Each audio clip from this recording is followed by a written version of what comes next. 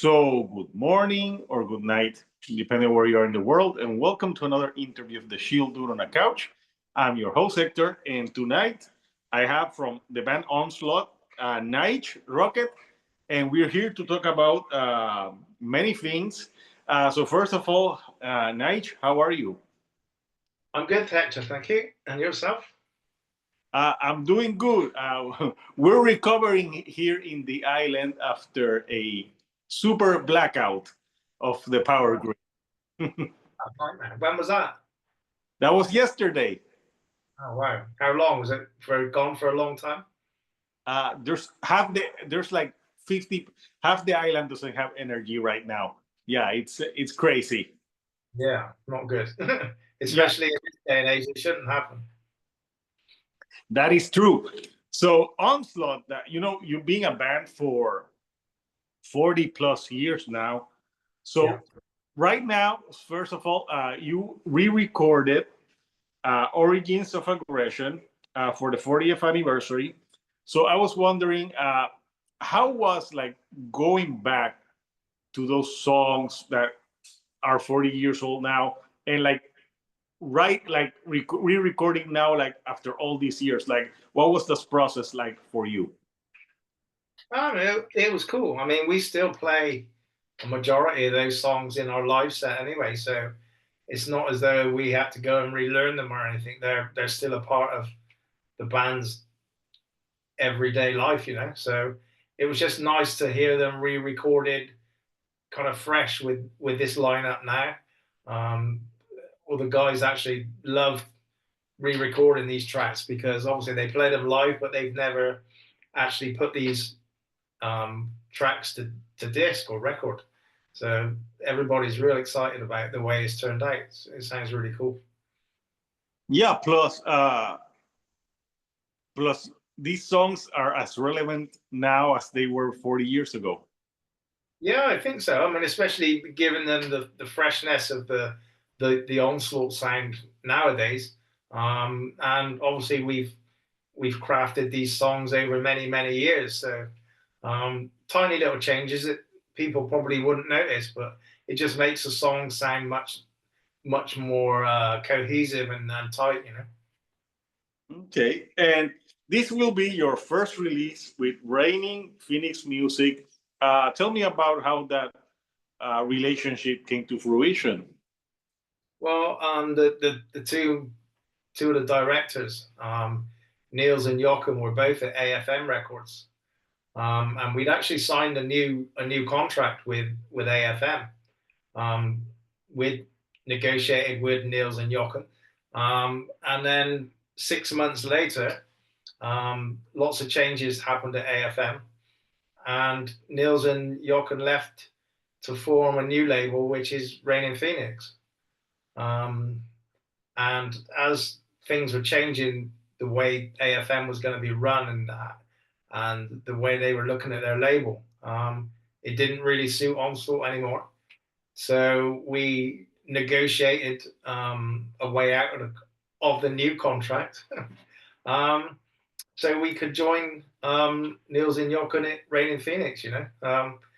Both great guys, and the vision for this new label is exceptional. So we wanted to be a part of that, and they were happy to take us on board as soon as we've been released from AFM. So AFM kindly let us go out of our contract, with a few negotiations, of course. And then as soon as that, we signed with RPM, which is amazing for us. Lots of great bands on the new label. And we've been there, I guess, 4 or 5 months, but the way things are working at the moment is incredible. It's next level completely. So it's all worked out for the best. Yeah, oh yes, for sure. Yeah. And for re-releasing this classic record, you're also including a second disc with a lot of covers. So you're covering everything from Motorhead, Black Sabbath. Tell me a little bit about the covers you guys selected for this one. Well, the original plan was to re-record the Power from Hell album, as many bands do with their classic albums. that was the first plan. But I spoke to a few people, some friends who'd grown up with Power from Hell and now very influential people in the music industry. And they said, no, please don't re-record Power from Hell. It's a very, very sacred album to me. And a couple of guys said the same thing. He said, just leave it as it is, as a classic, your debut album. So it kind of made me think a little bit and think outside the box instead of doing the kind of standard thing everybody expects.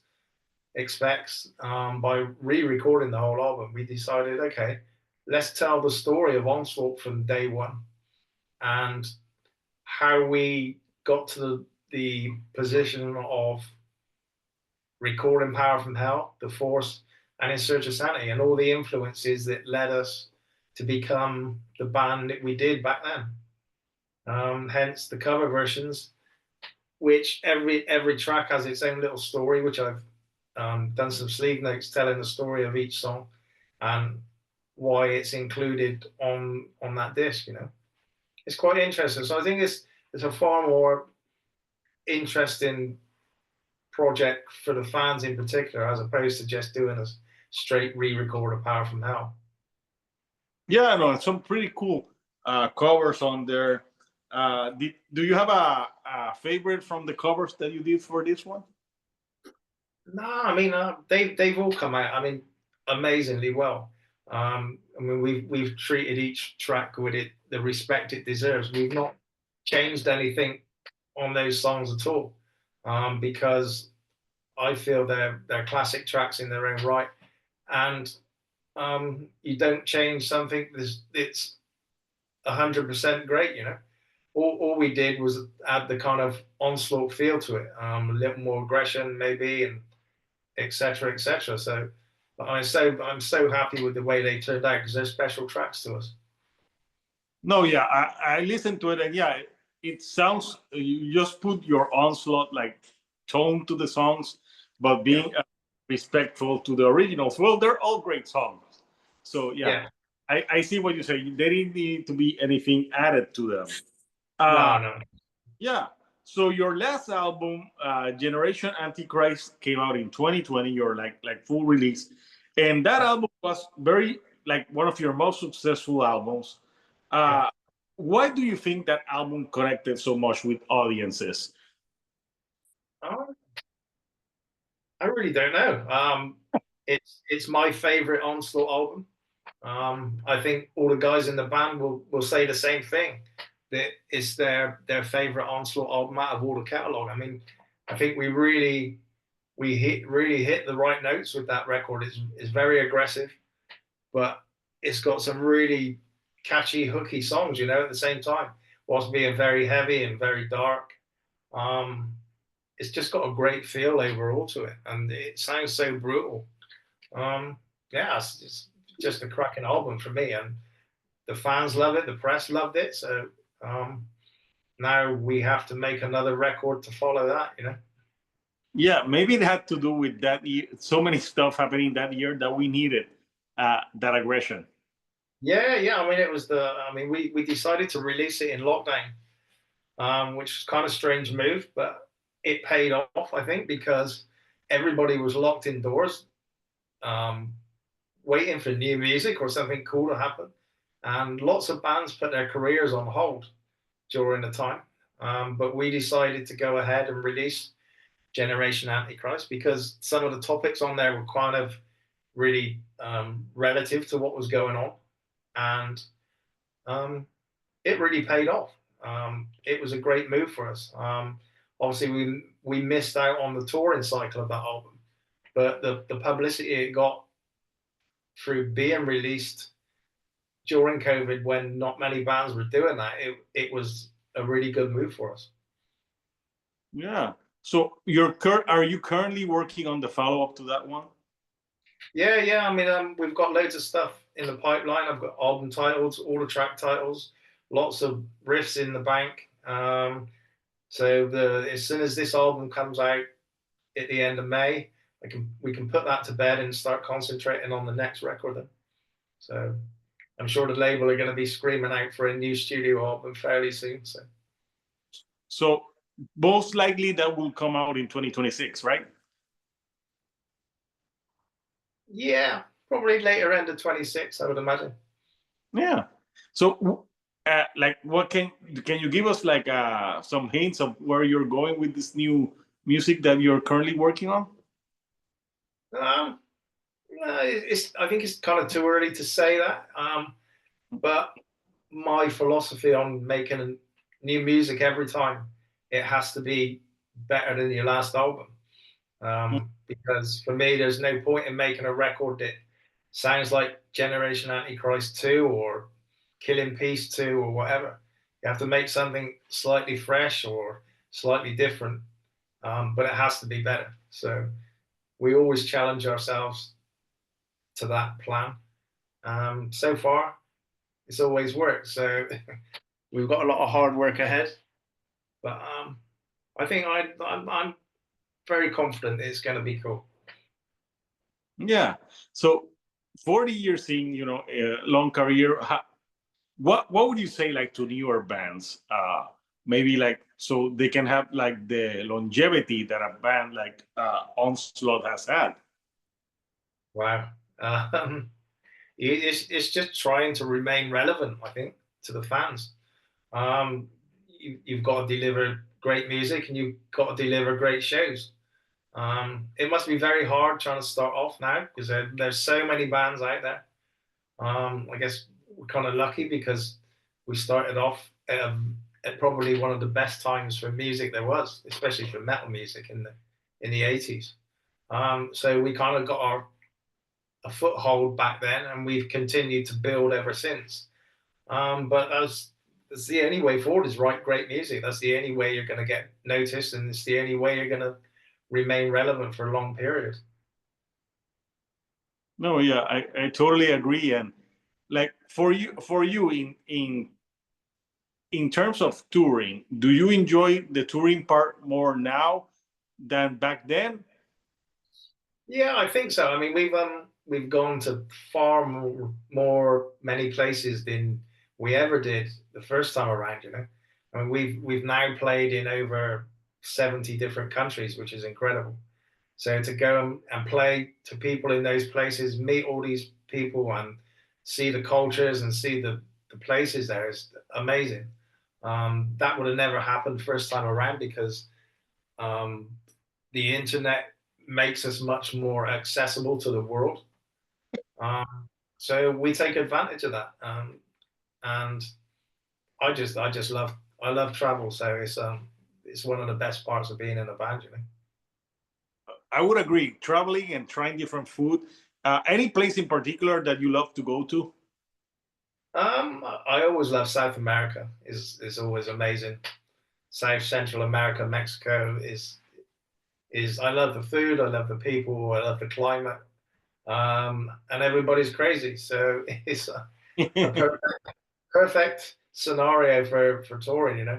But yeah, we've been there 4 or 5 times now, and it never disappoints. It's always an incredible experience.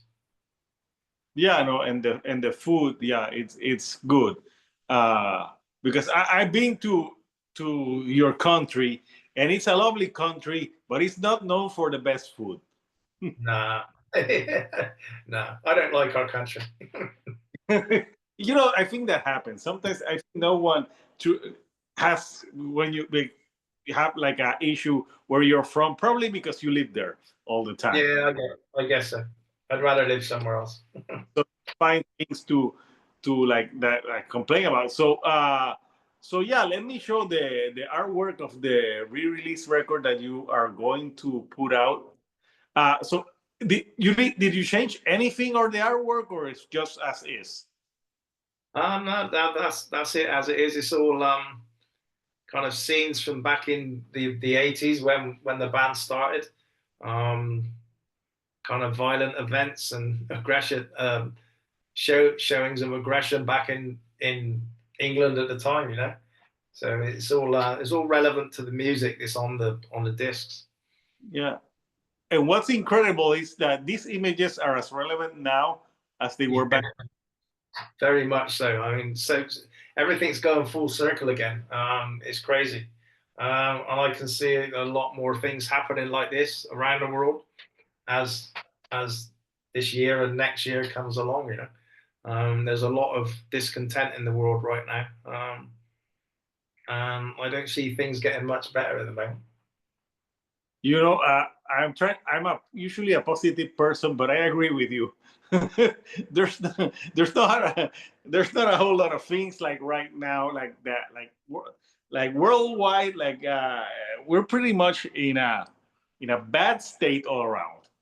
Yeah, we're fucked. That, I didn't, but yeah, we're fucked. Uh, yeah, but it's a great. Hey, it's great albums are being produced because shitty times produce like great music. Yeah, for Like, sure. yeah, it happens. So yeah, it's great to talk with you, and it's awesome, that the band gets to re-release this album, newly recorded with the new lineup, for fans to hear. And yeah, thrash metal is as relevant as it was back then. There's like a revival of thrash metal going on. So yeah, I think it's a good thing. So yeah, so Nish, it's been great to chat with you about Onslaught and everything in between. So yeah, do you have is there any shows that you guys are gonna be playing soon this year? Yeah, we're off to Portugal tomorrow for a festival. Then we come back. We have a few warm-up shows in Scotland before we start our European tour at the end of May. So looking forward to that. Lots of hard work going into getting things ready. And that's going to be the first proper leg of the tour for the Power from Hell anniversary and the release of this album. So lots of exciting things going on.